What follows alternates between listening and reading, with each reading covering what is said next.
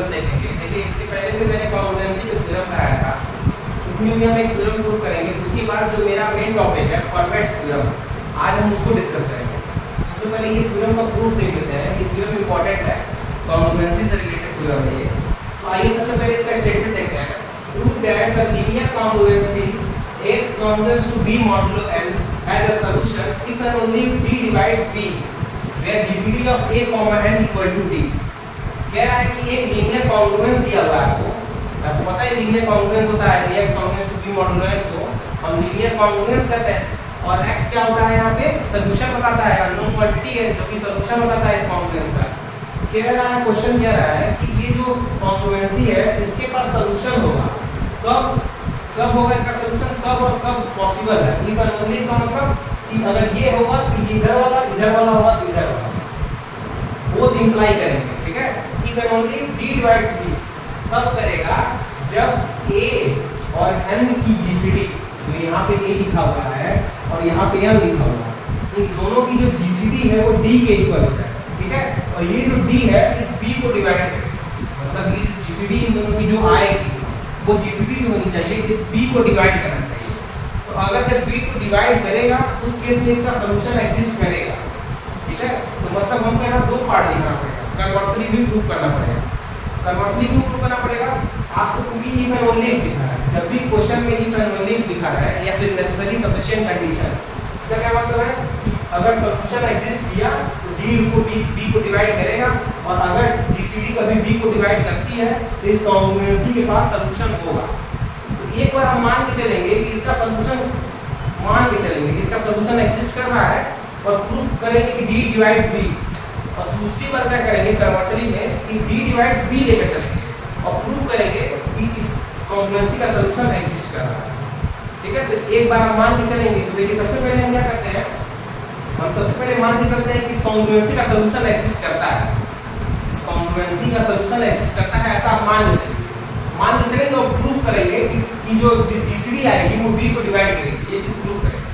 आइए सबसे पहले मैंने प्रूफ में देखिए let x equal to c belongs to z। मैंने मान लिया कि ये जो x है ये x है, इस x की वैल्यू को हमने c मान लिया और इस c को ये कहा कि ये जो लीनियर कॉन्ग्रुएंस है, ये लीनियर कॉन्ग्रुएंस ये c इसका सॉल्यूशन है। Let x equal to c belongs to z be a solution of linear congruence x congruence to b modulo n। इस x congruence to b modulo n का कोई c solution है, ये हम मान के चल रहे हैं। ठीक है, ये वाला पार्ट लेके चल रहा है, ये दिखाएंगे। ठीक है, तो ये मान लिए इसका सॉल्यूशन कुछ एग्जिस्ट कर रहा है। अब अगर c इसका सॉल्यूशन है तो x से सब्स्टिट्यूट कर देंगे।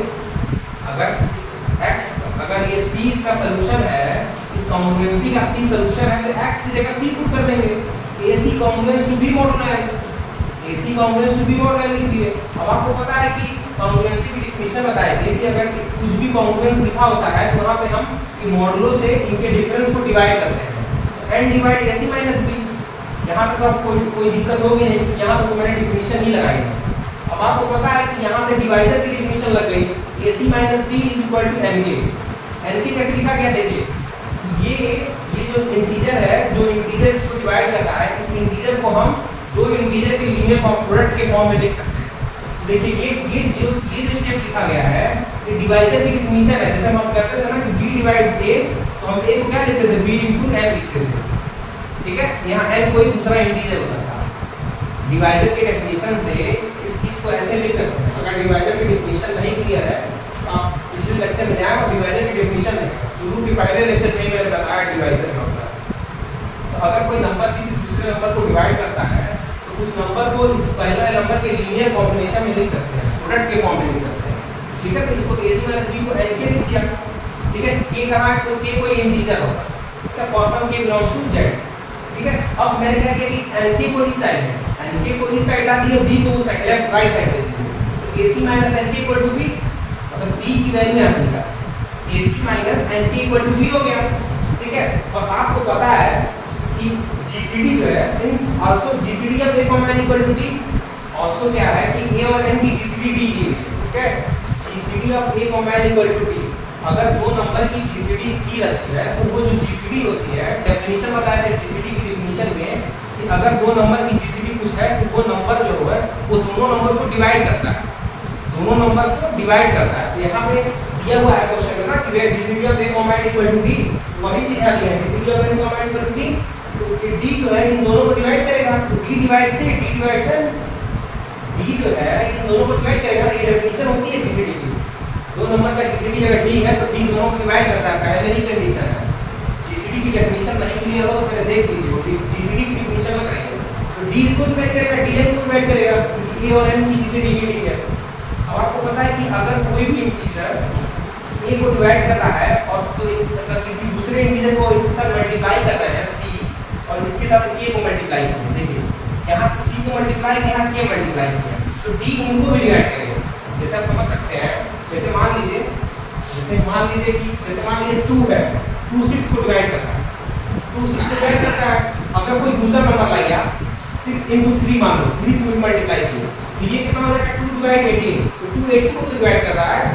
इसका मतलब क्या कि अगर 2 6 को डिवाइड करेगा तो किसी दूसरे इंटीजर के साथ मल्टीप्लाई करेंगे तो 2 उसको भी डिवाइड करेगा। तो यहाँ से वही चीज बता रहा है, यहाँ वही चीज अगर d a को डिवाइड कर रहा है किसी तीसरे इंटीजर c से अगर मल्टीप्लाई करते हैं तो d उसको भी डिवाइड करेगा।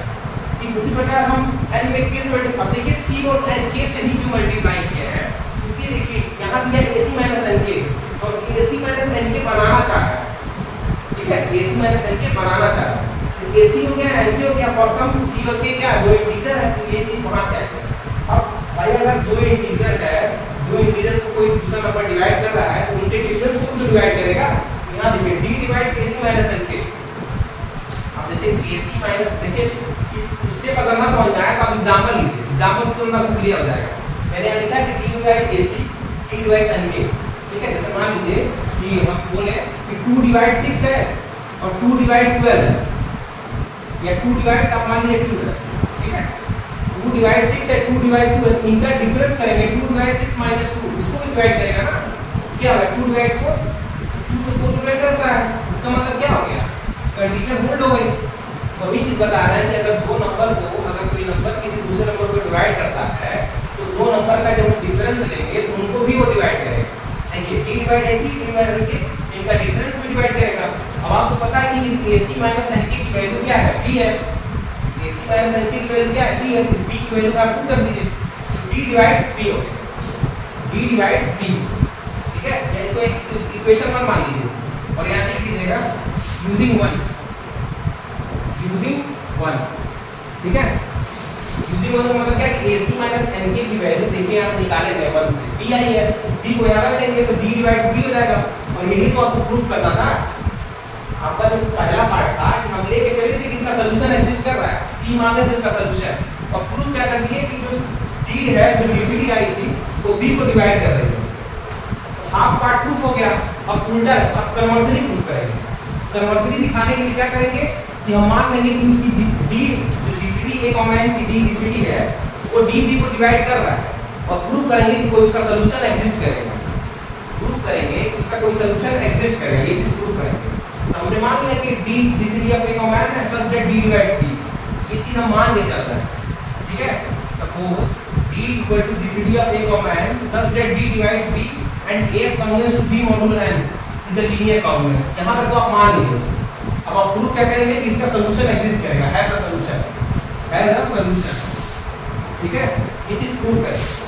आपको पता है कि अगर d gcd of a comma n की gcd दी हुई है तो आपने यूक्लिडियन एल्गोरिथम थ्योरम पढ़ा था, आपने यूक्लिडियन एल्गोरिथम थ्योरम मैंने बताया होता है, अगर वो ना देखा हो तो पहले उसको भी देख लीजिए। ठीक है, तो यूक्लिडियन एल्गोरिथम थ्योरम कहता है कि अगर दो नंबर की gcd दी हुई है तो यूक्लिडियन एल्गोरिथम थ्योरम कहता है कि हमें दो इंटीजर ऐसा और मिलेंगे। तो भाई Euclidean algorithm theorem there exist two integer p and m such that ap plus nm equal to t। कहने का क्या मतलब है कि अगर दो नंबर की gcd दी हुई है तो यूक्लिडियन एल्गोरिथम थ्योरम क्या कहता है कि उन दोनों नंबर को किसी तीसरे इंटीजर से मल्टीप्लाई करके gcd d के इक्वल कर सकते हैं। ठीक है, देखिए हमने क्या किया, a और n की gcd d है, p और m को दो इंटीजर मिले तो हम उसको ap plus nm equal to d के फॉर्म में लिख सकते हैं। आपको याद होगा कि यूक्लिडियन में प्रूफ किया था कि d equal to ma plus nb, d equal to ma plus nb proof किया, जहाँ हम बताए थे कि a और b की gcd दी थी, तो हम m और n कोई दो ऐसे इंटीजर मिलेंगे इसको हम MA प्लस NB के फॉर्म में उसकी GCD को दिखा सकते हैं। ठीक है, वही चीज यहाँ MA और NB की जगह P और M आ गया है। P और M दूसरा दो इंटीजर दिया है, AP plus NB equal to D, इसको इक्वेशन 2 मान लीजिए। इक्वेशन आपने माना है पहले से, इसको इक्वेशन 2 मान लीजिए। ठीक है, और आपको पता है कि आपने ये भी माना है कि D को डिवाइड कर रहा है, सिंस D डिवाइड D। और ठीक है, अगर कोई नंबर किसी दूसरे नंबर को डिवाइड करता है तो उस नंबर को किसी तीसरे नंबर के प्रोडक्ट में लिख सकते हैं। ये डेफिनेशन आप कहाँ पढ़े थे? डिवाइजर की डेफिनेशन पढ़े थे। क्योंकि D को डिवाइड कर रहा है तो एक ऐसा इंटीजर L मिलेगा कि हम इस D को DL के फॉर्म में, मतलब D को किसी तीसरे इंटीजर के प्रोडक्ट के फॉर्म में लिख सकते हैं। ये चीज़ आप कहाँ से देखेंगे? फिर डिवाइजर की डेफिनेशन लगेगी। और याद होगा कि जब हम A को B को डिवाइड कर देते हैं, A डिवाइड तो B equal to A L या A M कुछ भी लिख देते हैं। ये याद होगा आपको। देखिए, अगर लेक्चर देखते आ रहे हैं शुरू से तो आपको समझ में आ रहा होगा कैसे स्टेप हो रहा है। ठीक है, अगर D डिवाइड D है तो B को हम DL के फॉर्म में लिख सकते हैं, L कोई तीसरा इंटीजर होगा। ठीक है, वही चीज है। अगर B इक्वल टू DL हो गया तो आपको D की वैल्यू आप यहाँ से इक्वेशन सेकंड से D की वैल्यू पुट कर दिए। D की जगह इक्वेशन सेकंड का वैल्यू किया तो क्या है? B इक्वल टू AP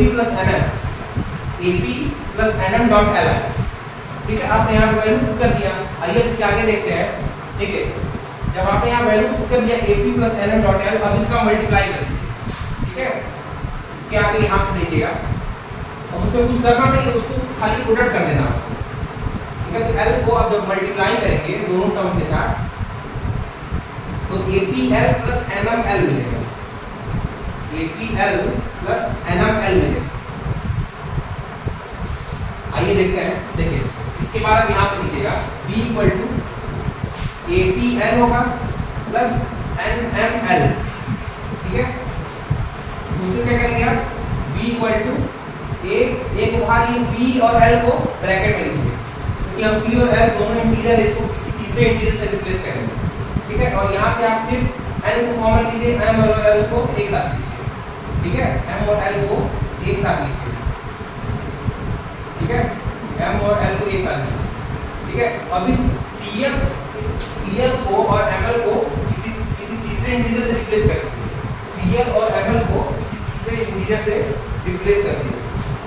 ठीक है, मान लीजिए इस PL को हमने मान लिया PL को मान लीजिए किसी तीसरे, मान लीजिए इसको एप्सिलॉन मान लें और इसको मान लें हम लोग N और इसको मान लेते हैं एटा। वेयर इसको ईटा मान लीजिए। ईटा पढ़े होंगे आप, फिजिक्स में पढ़े होंगे। ईटा एक बस रिप्रेजेंट कर रहे हैं, इसका मतलब बस इन दोनों को एक सिंगल इंटीजर दिखाना चाहते हैं, इसलिए ऐसा किया है। Where PL equal to epsilon ले लीजिए। ठीक है, एप्सिलॉन। ठीक है, ये एप्सिलॉन है। और क्या है? एंड ML इक्वल टू एटा। ठीक है, इसको मैंने रिप्लेस किया। ठीक है, वेयर PL की वैल्यू एप्सिलॉन मान ली है, ML की वैल्यू एटा मान ली है। अब देखिए, तो ये किया क्यों गया है? ताकि ये जो इतना बड़ा क्वांटिटी है इसको किसी तीसरे इंटीजर से रिप्लेस किए हैं ताकि ये छोटा हो जाए। ठीक है, ताकि ये छोटा हो जाए। अब इसको एक तरफ करेंगे, B equal to B minus A epsilon equal to N eta. ठीक है, ये चीज हो गया। अब इसको क्या लिख सकते हैं? N divides B minus A epsilon. ठीक है, या फिर A एप्सिलॉन इधर कर दीजिए, या फिर आप A एप्सिलॉन को इधर के B को उधर। ठीक है, तो N एटा की वैल्यू क्या हो जाएगी? A epsilon minus B। ठीक है, देखिए निगेटिव आप रिमूव कर दीजिए, निगेटिव आप रिमूव कर दीजिए। ठीक है, इसमें आप क्या रखें? N एटा को इधर रखें, A एप्सिलॉन माइनस B किया तो इधर लाके निगेटिव होगा। तो मैंने भी एटा में आ गया ना, एटा में मान लीजिए कि एटा लिया है माइनस ML, क्योंकि एटा जो लिया है इसको माइनस ML से रिप्लेस कर देंगे। ये आप इसको माइनस ये मान लीजिए, यहाँ आएगा माइनस एटा आएगा। ठीक है, ये माइनस एटा आएगा ना, माइनस एटा से रिप्लेस किया। अब कहेंगे माइनस एटा से रिप्लेस किया तो इधर जब आएगा तो प्लस एटा हो जाएगा। ठीक है, और ये इधर आएगा एप्सिलॉन माइनस B। देखिए जो भी काम किया जा रहा है इसलिए किया जा रहा है, हमें कुछ प्रूफ करना है। प्रूफ लाने के लिए हम अपने हिसाब से इंटीजर ले रहे हैं। आप ले सकते हैं ना भाई, एमएल को मैंने माइनस थीटा ले लिया, इससे कोई दिक्कत नहीं है, ठीक है भाई।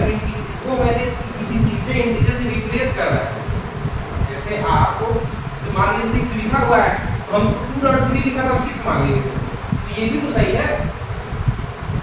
ऐसे ही मैंने किसी तीसरे इंटीजर से इसको रिप्लेस किया है, ठीक है। तो आप माइनस इसलिए लिया था कि हम इधर जब लाएं g प्लस हो जाए और a अपना माइनस b हो जाए, ठीक है। तो आप इसको क्या लिख सकते हैं, यहाँ पे इम्प्लाई क्या कर सकते हैं, n divide a epsilon minus b, a epsilon minus b, ठीक है। a एप्सिलॉन माइनस b, अब ये क्या अप्लाई करेगा, अगर ऐसे डिवाइड करते हैं तो n eta equal to a epsilon minus b लिखा है, हम इसको n divide a epsilon minus b लिख सकते हैं। अब इस चीज को कैसे लिख सकते हैं, कॉन्ग्रुएंसी की डिफिनिशन लगाएंगे, ठीक है। a epsilon congruence to b modulo n, यही ना हुआ, a epsilon equal to congruence to b modulo n, ये प्रूफ करना था भाई। ये चीज तो समझ आ रही होगी कि भाई ऐसे लिखा होगा n divide a epsilon minus b लिखते हैं और यहां से डिफिनिशन लगेगी कॉन्ग्रुएंसी की, ठीक है। अरे ऐसे होता था ना कि n divide a minus b, तो a congruence to b modulo n लिखते थे, यहां a एप्सिलॉन माइनस b है, ठीक है। तो ये एप्सिलॉन क्या बता रहा है, ये इसके आगे लिखिएगा, इसके आगे यहाँ से ये epsilon is here epsilon is the solution of linear congruency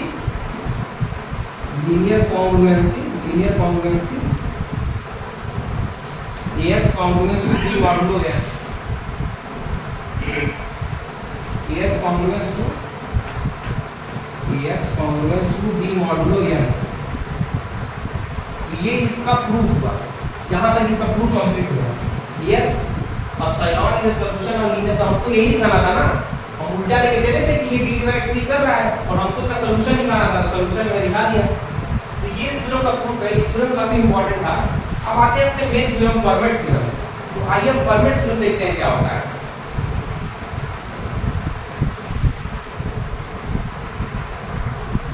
तो देखिए फॉर्मेट थ्योरम क्या होता है। सबसे पहले फॉर्मेट थ्योरम का स्टेटमेंट देखते हैं। देखिए अब जो टॉपिक चलेंगे, फॉर्मेट थ्योरम होगा, विल्सन थ्योरम होगा, अब जितने जो टॉपिक होंगे बड़े बड़े, वो जो लॉन्ग क्वेश्चन है आपके आएंगे, ठीक है। तो ये आपके लॉन्ग क्वेश्चन के लिए बहुत ही इंपॉर्टेंट है। इसको आप इंपॉर्टेंट, ये लॉन्ग क्वेश्चन में फॉर्मेट, विल्सन, हाइगर थ्योरम है, ये तीनों थ्योरम में से एक क्वेश्चन जरूर आएगा लॉन्ग में, ठीक है। इसका प्रूफ भी बहुत बड़ा होगा। तो सबसे पहले आप देखिए, कॉपी में नोट करिएगा, सबसे पहले प्रूफ पूरा नोट करिए, प्रूफ जितना बता रहा हूं नोट करिए। उसके बाद मैं समझाऊंगा कि देखिए बहुत बड़ा प्रूफ है, इसलिए मैं थोड़ा लिख दिया हूं, फिर थोड़ा कराऊंगा साथ, क्योंकि बहुत बड़ा प्रूफ है ये। तो पहले तो आप उसको नोट कर लीजिएगा, फिर जो मैं अपने वर्ड्स बता रहा हूं उसको फिर कॉपी में देख के समझेंगे तो ज़्यादा समझ आएगा। सबसे पहले देखिए स्टेटमेंट क्या कहता है, फॉर्मेट थ्योरम का स्टेटमेंट देखिए। If p is a prime positive, देखिए प्राइम जो होना चाहिए पॉजिटिव होना चाहिए, प्राइम नेगेटिव भी हो सकता है। प्राइम नंबर क्या 2 3 5 7 ये सब प्राइम नंबर होते हैं, -2 -3 -1 ये भी प्राइम नंबर होते हैं। इसलिए बोला है कि जो भी प्राइम नंबर होगा वो पॉजिटिव होगा। तो कह रहा है कि p is a prime positive, suppose a is any integer, और मानिए कि एक कोई इंटीजर है नॉट डिविजिबल बाय p, और उस जो प्राइम नंबर माने हैं उस p से डिविजिबल नहीं है, तब हम a के power p - 1 congruence to 1 modulo p दिखाएंगे। मतलब क्या कह रहा है कि अगर जो आप p कोई प्राइम पॉजिटिव नंबर है, उस प्राइम पॉजिटिव नंबर से a कोई इंटीजर है जो कि उस p से डिविजिबल नहीं है, अगर ऐसा होता है तो a के power p - 1 congruence to 1 modulo p होगा, है a के power p - 1 congruence to 1 modulo p, ये 1 लिखा हुआ है, 1 मॉडुलो p के कॉन्ग्रुएंस होगा। ये चीज प्रूफ करनी है, ये स्टेटमेंट है फॉर्मेट थ्योरम का। कभी-कभी तो स्टेटमेंट ही पूछ देता है, खाली एक एग्जाम में लिख देंगे, पूछे कि इस थ्योरम को क्या कहते हैं, एमसीक्यू एग्जाम में यही दे देगा, पूछेगा कि इस थ्योरम को क्या कहते हैं, फॉर्मेट, विल्सन, तो 4 थ्योरम का नाम देगा, 4 ऑप्शन दे देगा, 1 मार्क्स क्वेश्चन आ सकता है। ये इसको याद रखिए, इसका स्टेटमेंट भी याद रखिए, हो सकता है 1 मार्क्स में डिफाइन फॉर्मेट थ्योरम करके पूछ दे, ठीक है। बाबा जी प्रूफ देखते हैं इसका, ठीक ठीक है, प्रूफ थोड़ा बड़ा है, देखिएगा। सबसे पहले देखिए क्वेश्चन में दिया हुआ है कि a जो है वो इंटीजर है जो कि डिविजिबल नहीं है, ठीक है। तो गिवन दैट a इज ना लिखिए, देखिए गिवन दैट के बाद यहां से लिखिएगा a is not divisible by b। ये दिया है ना कि a जो है वो p से डिविजिबल नहीं है, ये तो दिया हुआ है, ये हम कुछ अपने अपने माने हैं, दिया है कि a इंटीजर है p से डिविजिबल नहीं है। तो गिवन दैट में लिखिएगा, ये गिवन दैट का यहां से लिखिएगा a is not divisible by p, ठीक है। a अगर p से डिविजिबल नहीं, इसका क्या मतलब हुआ, that is p does not divide. देखिए क्या लिखा हुआ है, ये लिखा हुआ p लिखा हुआ है, डिवाइड का ऐसे होता है, डज नॉट डिवाइड का क्या मतलब, काट दीजिए, p डज नॉट डिवाइड, ठीक है भाई। प्राइम नंबर p a को डिवाइड नहीं कर रहा, इसका ये मतलब अगर एक डिविजिबल नहीं है, इसका मतलब ये होगा कि p डजंट डिवाइड a, ठीक है। यही चीज लिखी हुई है, ठीक है। अगर प्राइम नंबर इस a को नहीं डिवाइड करेगा तो a के मल्टीपल को भी नहीं डिवाइड करेगा। मल्टीपल करेगा मतलब a 2a 3a 4a, मतलब a के मल्टीपल में जितने नंबर आएंगे उनको भी नहीं डिवाइड करेगा वो प्राइम। आप कल के एग्जांपल लेके देख लीजिए, एग्जांपल देखिए, मान लीजिए 7 कोई प्राइम नंबर है, ठीक है। 7 जो होता है 14 को डिवाइड करता है, मान लीजिए ऐसा लीजिए, मान लीजिए ना डिवाइड करें, मान लीजिए 8 लिख दें, ठीक है। आपको पता 7 8 को नहीं डिवाइड करता है, तो 7 16 को भी नहीं डिवाइड करेगा। 7 16 को, 32 को, 64 को, 128 को, ये किसी को नहीं डिवाइड करेगा, जितने मल्टीपल है उसके। बात समझ आ रही है? तो वही चीज जो कह रहा है कि अगर प्राइम नंबर a को डिवाइड नहीं करेगा, उसके जितने मल्टीपल होंगे उसको भी नहीं डिवाइड करेगा। देखिए all integer a 2a 3a dot at p - 1 है, सारे इंटीजर क्या होंगे, आर नॉट डिविजिबल करेगा, वो भी नहीं डिविजिबल होंगे। दैट्स व्हाई जब ये नहीं डिविजिबल है, डिविजिबल नहीं होंगे। And also the difference of two of them, और इनका डिफरेंस भी नहीं होगा, मतलब जैसे a और 2a का डिफरेंस लेंगे, 2a 3a का डिफरेंस लेंगे, उनको भी वो प्राइम नंबर नहीं डिवाइड करेगा। अब फिर एग्जांपल लेके देख लीजिए, नहीं करेगा, ठीक है। तो देखिए difference of two of them is not divisible by, देखिए इसे बोर्ड में लिखा हुआ है, ठीक है। इस बोर्ड को आप सिर्फ एग्जांपल लीजिए, सारा वर्ड क्लियर हो जाएगा, ठीक है। उसका देखिए लिखा हुआ है also the difference of two of them is not divisible by, वो भी उनका डिफरेंस में नहीं डिवाइड करेगा। डिफरेंस का मतलब इन दोनों का डिफरेंस, किसी भी दो नंबर का डिफरेंस लीजिए उसको भी नहीं डिवाइड करेगा, ठीक है। तो यहाँ तक तो ये हो गया। फिर उसके बाद देखिए यहाँ तक आप लिख लीजिएगा, उसके बाद यह लाइन अलग तरह का, ठीक है, ये अलग तरह का है जिसमें कुछ सपोजिशन दिया गया है। सपोज दैट ma, ma और na हमने दो इंटीजर कंसीडर किया, ये हमने माना है, यहाँ तक तो जो कहा था वही हमने किया था। यहाँ से अपना काम कर रहे हैं, हमने माना कि ma और na जो है दो इंटीजर है, जहाँ m और n की वैल्यू जो है 1 2 से लेकर p - 1 तक रन करती है। जहाँ m और n की value for m, n belongs to 1 2 3 and so p - 1 तक, ठीक है। और जहाँ पे m और n दोनों बराबर नहीं है, m और n जो है देखिए such that m does not equal to them, m और n दोनों बराबर नहीं है, ठीक है। लीव सेम रिमाइंडर r, ठीक है। Suppose that ma, na for m और n की वैल्यू रन कर रही है सच दैट m और n दोनों बराबर नहीं है, और ma और na की जो ma और na का जो रिमाइंडर है वो दोनों सेम आ रहा है। कब? जब हम उसको प्राइम नंबर p से डिवाइड करें। कह रहा है कि p प्राइम नंबर है, ठीक है। इस p प्राइम नंबर को हम ma और na को डिवाइड कर रहे हैं, तो जो रिमाइंडर आ रहा है वो r आ रहा है, दोनों का रिमाइंडर सेम आ रहा है। मतलब इस p को जब इस ma से डिवाइड कर रहा है, मतलब p को ma से डिवाइड करिए और p को na से डिवाइड करिए, ठीक है। दोनों के केस में जो रिमाइंडर आएगा वो सेम आएगा। ऐसा हम सपोज करके चल रहे हैं, ऐसा हम सपोज करके चल रहे हैं, माना है ना सपोज दैट ma और na, ठीक है, two integers leave same remainder r when divided by p, r remainder हमने माना है, when p से जब डिवाइड करें तो उसका रिमाइंडर दोनों का सेम आ रहा है, और सेम रिमाइंडर को मैंने r मान दिया, ठीक है। अब आप डिवीजन एल्गोरिथम थ्योरम पढ़े हैं, डिवीजन एल्गोरिथम थ्योरम पढ़े हैं, then by division algorithm theorem से आप क्या लिख सकते हैं, इस ma इंटीजर को pq + r के फॉर्म में लिख सकते हैं, और इस ma इंटीजर को pq' + r के फॉर्म में लिख सकते हैं। देखिए दोनों का रिमाइंडर सेम है, इसलिए r की वैल्यू सेम है। भाई डिवीजन एल्गोरिथम क्या कहता था, q और r ऐसे एग्जिस्ट करते थे, a = bq + r लिखते थे, यहाँ a की जगह हमें दिया हुआ है, और q और q' देखिए इस वाले इंटीजर के लिए q मिला है, क्वोशंट जो हमें मिला q मिला, क्योंकि रिमाइंडर दोनों में सेम है इसलिए दोनों में r सेम लिया है। बट क्वेश्चन के लिए कुछ नहीं कहा है, इसलिए क्वेश्चन अलग अलग लिए है। इसमें क्यू लिए है, इसमें क्यू डैश लिए है, ठीक है। जहाँ आर वैरी करेगा 0 से p वैरी करेगा, ठीक है। ये तो डेफिनेशन अब जाना है, डिवीजन और वर्क थ्योरम की डेफिनेशन लगा है। अब इन दोनों इक्वेशन को माइनस करेंगे, जब आप माइनस करेंगे तो ma माइनस na इधर मिलेगा और इधर से r कट गया, p common q minus q dash, ठीक है। अब इस तरह जब लिखा होता है तो उसको हम क्या p divides ma minus na लिख सकते हैं। भाई ये क्या चीज है, डिवाइजर की डेफिनेशन में आपको याद होगा, अगर इसे लिखा होता था b equal to a dot n लिखा होता था तो उसका क्या मतलब था कि हम a डिवाइड b लिखते थे ना, a डिवाइड b लिखा होता था तो b इक्वल टू an लिखते थे। यहाँ लिखा ma माइनस na भी एक इंटीजर होगा, p भी एक इंटीजर है, ये भी इंटीजर है, तो हम p divides ma minus na लिख सकते हैं, p divides ma minus na लिख सकते हैं। तो अगर प्राइम नंबर इनके डिफरेंस को डिवाइड कर रहा है तो ये तो बात गलत हो गई ना। हमने क्या माना है, ma और na कैसे इंटीजर है, जो सिंगल रिमाइंडर सेम आ रहा है जब हम p से डिवाइड करते हैं, ठीक है। और जब कोई भी, इसका मतलब यहाँ पे क्या है, इस प्राइम नंबर को हम ma और na को डिवाइड कर रहे हैं, कोई भी प्राइम नंबर p है उससे ma और na को डिवाइड कर रहा है तो रिमाइंडर सेम आ रहा है, तो ये प्राइम नंबर इनके डिफरेंस को भी डिवाइड कर रहा है, ऐसा नहीं हो सकता। तो अगर कोई प्राइम नंबर दो इंटीजर को डिवाइड कर रहा है तो उनके डिफरेंस को नहीं डिवाइड करेंगे, कोई जरूरी नहीं है। आप एक एग्जांपल लेके देख सकते हैं, ठीक है। आप एग्जांपल लेके देख पाइएगा तो कोई भी प्राइम नंबर, ये ma और na जो है, ma और na पहली बात दोनों को डिवाइड नहीं करते, करेगा नहीं। आप कोई भी प्राइम नंबर लेके देखिए, आप कोई भी प्राइम नंबर लेके देखिए, ऐसा कोई प्राइम नंबर मिलेगा नहीं जिसके लिए दो इंटीजर को डिवाइड करें, उनके डिफरेंस को डिवाइड करें। तो ये बात गलत कह रहा है। जो बात मुझे मान के चले हैं कि ma और na p को ma और na को डिवाइड कर रहा है, और यहाँ पे क्या दिखा रहा है, इनके डिफरेंस को भी p डिवाइड कर रहा है। ये चीज पॉसिबल नहीं है, इसीलिए लिखा है विच इज कॉन्ट्राडिक्शन।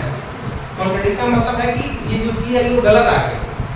कॉन्ट्राडिक्शन में सो और अजम्पशन इज रॉन्ग, मतलब हमने जो माना है, हमने क्या माना था कि ma और na को p डिवाइड कर रहा है, तो हमारा अजम्पशन क्या है, रॉन्ग है, ठीक है। इसका मतलब क्या है, ma और na क्या है, ये ma और na जो माने हैं कि p डिवाइड कर रहा है ये गलत है, ठीक है। तो यहाँ पर तो ये हो गया।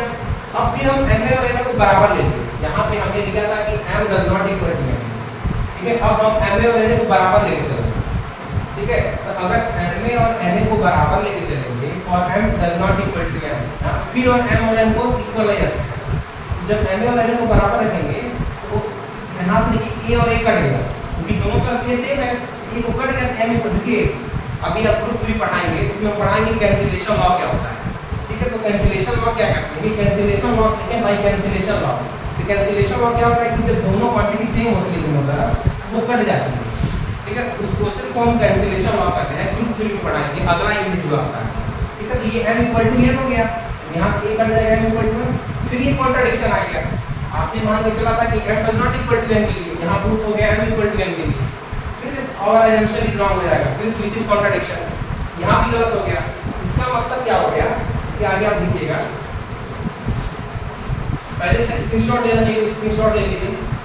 अब इसके आगे देखिए, देखिए ये पूरा वर्ड है, पहले तो आप पूरे थ्योरम को आप लिख लीजिएगा, फिर थ्योरम लिखने के बाद तब जो हम कह रहे हैं उस बात को देखिएगा, तब आपको समझेगा, ठीक है।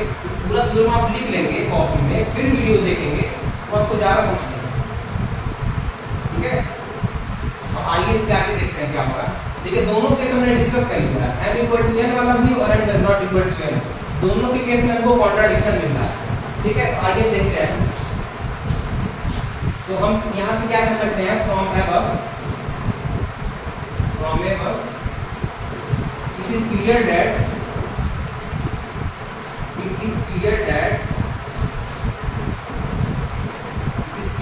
all the integers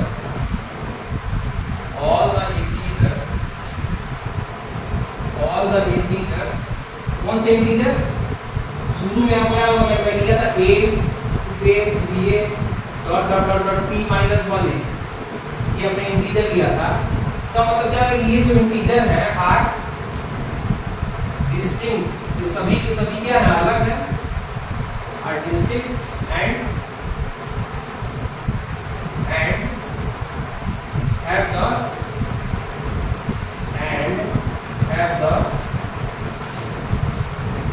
have the distinct remainder, आएगा, ठीक है। इसका मतलब क्या हो गया कि जितने भी इंटीजर होंगे उनका रिमाइंडर अलग आएगा। लेके चलते थे ना कि रिमाइंडर सेम आया, तो रिमाइंडर सेम लेके चले तो कॉन्ट्रडिक्शन आ गया था यहाँ पे। इसका मतलब क्या, दोनों का रिमाइंडर सेम नहीं होगा, which are distinct and have the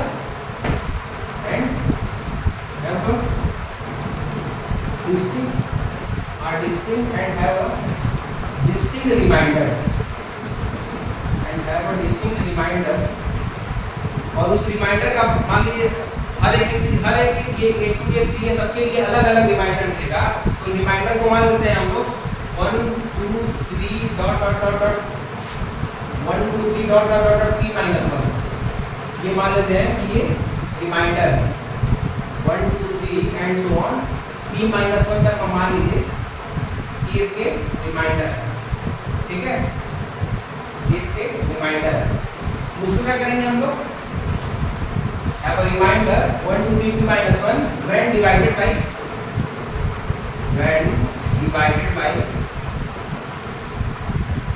p। मतलब इसका क्या मतलब है, जब हम इस p से इंटीजरों को डिवाइड कर रहे हैं तो रिमाइंडर सेम नहीं आ सकता। इस चीज को हम लोग कॉन्ट्रडिक्शन निकाल लिया था। इसका मतलब इन सभी का अलग अलग रिमाइंडर आएगा। तो उस रिमाइंडर का हम नाम दे दिया 1 2 3 dot dot dot p minus 1 का, ठीक है। therefore क्या लीजिएगा, therefore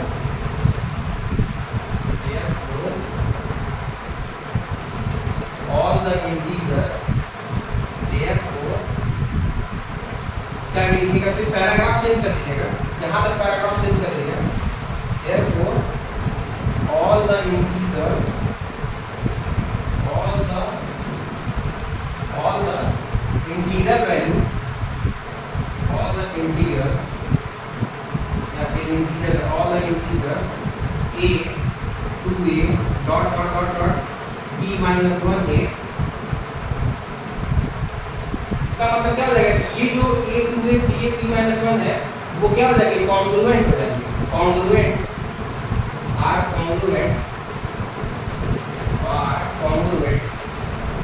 किसकी कॉन्ग्रुएंट होती है भाई, किसकी कॉन्ग्रुएंट होता है, रिमाइंडर की कॉन्ग्रुएंट होता है ना। ये रिमाइंडर यहाँ पे क्या माना है 1 2 3 p minus 1 congruent to 1 2 dot dot dot dot p minus 1 modulo p minus 1 modulo p। देखिए मॉडुलो p क्यों लिख रहा है, क्योंकि भाई जब p से डिवाइड करेंगे तभी तो रिमाइंडर आएगा। मॉडुलो p का मतलब इस p से ही तो डिवाइड कर रहा है, तो इंटीजर को p से डिवाइड कर रहे हैं तो रिमाइंडर ये मिलता है, इसलिए मॉडुलो p। इसका मतलब कि p से डिवाइड किया जाता है, ठीक है। अब आगे इसके आगे देखते हैं। देखिए आपका प्रूफ कंप्लीट होने वाला है। ये काफी लंबा प्रूफ है, लॉन्ग क्वेश्चन में आपको मिलेगा। आपका एग्जाम होगा जो लॉन्ग क्वेश्चन, हर यूनिट से लॉन्ग क्वेश्चन आते हैं ना। इस यूनिट के जो लॉन्ग क्वेश्चन है अब यहीं से लॉन्ग क्वेश्चन आपके बनेंगे। इसके पहले जो थे वो शॉर्ट क्वेश्चन में आते हैं, बट अब फॉर्मेट थ्योरम है, विल्सन थ्योरम है, जितने भी थ्योरम है वो लॉन्ग क्वेश्चन में आते हैं। तो इनको आप अच्छे से पढ़िए, इसका प्रैक्टिस करिए, लिखने का प्रैक्टिस करिए, प्योर में लिखना आना चाहिए। एग्जाम में नंबर आपको चाहते हैं तो आपको लिखने आना चाहिए, बिना लिखा तो मिलेगा नहीं, चाहे आपके अंदर कितना भी नॉलेज हो। और लिखना उतना आसान नहीं, अभी आपके लिए सब नया होगा। फर्स्ट सेमेस्टर में क्योंकि सब वर्ड लिख रहे हैं क्लियर नहीं हो रहा होगा, बट जैसे जैसे आप लिखेंगे देखेंगे चीज़ें से बार बार करेंगे समझ में आएगा। और अभी छोड़ देंगे तो फिर बस एग्जाम पास हो जाएंगे, रट के पास हो जाएंगे, बट कुछ होगा नहीं आगे, ठीक है। तो मतलब धीरे धीरे जितना आ रहा समझ उतना करिए, बट करिए। हम लोग पढ़ते समझ में नहीं आता था, बट करते करते ही समझ में आता, ठीक है। तो आइए देखते हैं आगे।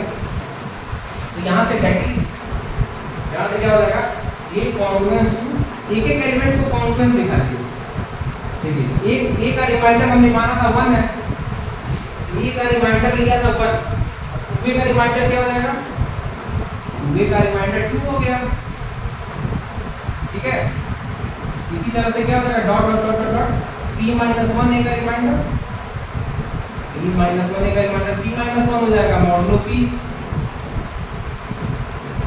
ठीक है। अब क्या करें, सबका प्रोडक्ट कर दीजिए, इस सारे कॉन्ग्रुएंस का प्रोडक्ट कर दीजिए, क्या मिलेगा, इंप्लाइज दैट क्या हो जाएगा a dot 2a dot 3a dot dot dot p minus 1 है, सबका प्रोडक्ट कर दिए, congruence to 1.2.3 p minus 1 modulo p। यहाँ क्या किए हैं, हम सबका प्रोडक्ट कर दिए हैं। इधर का प्रोडक्ट करेंगे तो 8 2 में 3 आएगा, इधर का प्रोडक्ट करेंगे 1 2 3 p माइनस 1 तक मॉडुलो p। ठीक है, इसका क्या हो जाएगा, ये क्या आ जाएगा, आप यहाँ से a कॉमन ले सकते हैं। ये कितने टाइम आएगा, p माइनस 1 टाइम आएगा। ये कितने टाइम आएगा, p माइनस 1। ठीक है, बोलिए कितना आएगा, factorial p minus 1 equal two factorial p minus congruence two factorial p minus 1 modulo p। देखिए ये a जो है वो p माइनस 1 टाइम है, a के पावर p माइनस 1 हो जाएगा। और ये देखिए जब a कॉमन लेंगे तो 1.2.3 ऐसे लिखा होगा ना, 1.2.3 p माइनस, ये p माइनस 1 तक गया। ये किसका फैक्टोरियल p माइनस 1 की वैल्यू हो गई ना, ये फैक्टोरियल p माइनस 1 की वैल्यू हो गई। यहाँ इसको फैक्टोरियल p माइनस 1 लिखे, ये फैक्टोरियल लिखा हुआ फैक्टोरियल p माइनस 1। इसी तरह ये भी फैक्टोरियल p माइनस 1 हो जाएगा, इसी तरह ये भी फैक्टोरियल p माइनस 1 हो जाएगा। ठीक है, आपको पता है कि ये इसको कैसे लिख सकते हैं, p डिवाइड a के पावर p माइनस 1, ठीक है, माइनस 1 a के power p minus 1 minus 1 dot factorial p minus. ये कैसे निकालेंगे, और ये तो है ये अगर a congruence to b modulo m होता था तो क्या करते थे, n divide a minus b लिखते थे ना, वही चीज तो किए हैं। क्या किए, इन दोनों को माइनस कर दिए हैं नीचे से, तो फैक्टोरियल p माइनस 1 दोनों में आएगा, तो फिर p माइनस 1 को कॉमन लेते हैं, फैक्टोरियल p माइनस 1 को कॉमन निकाल लिया गया। ठीक है, और ब्रैकेट में क्या बचेगा, a के पावर p माइनस 1 माइनस 1। ठीक है, अब आपको पता है कि p जो है वो फैक्टोरियल p माइनस 1 को डिवाइड नहीं करेगा। प्राइम नंबर p जो होगा वो फैक्टोरियल p माइनस 1 को नहीं डिवाइड करेगा। ठीक है, तो यहाँ से क्या इंप्लाई हो जाएगा, implies that p divides a के पावर p माइनस 1 माइनस 1, इसको डिवाइड करेगा। ठीक है, लिखिएगा सिंस जीसीडी ऑफ